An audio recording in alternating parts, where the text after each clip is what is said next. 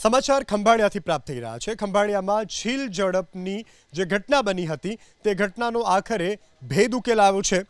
ખંભાળિયાના સલાઈ ગામ પાસે ધોળા દિવસે થયેલી લાખોની છીલ ઝડપનો આ ભેદ ઉકેલ આવ્યો છે।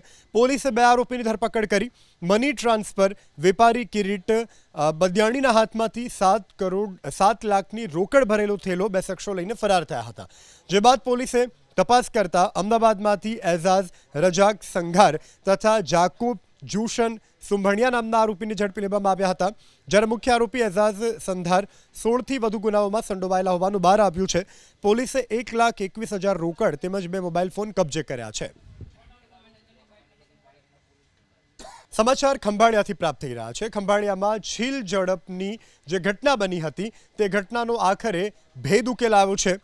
ખંભાળિયાના સલાઈ ગામ પાસે ધોળા દિવસે થયેલી લાખોની છીલ ઝડપનો આ ભેદ ઉકેલ આવ્યો છે। પોલીસે 2 આરોપીની ધરપકડ કરી।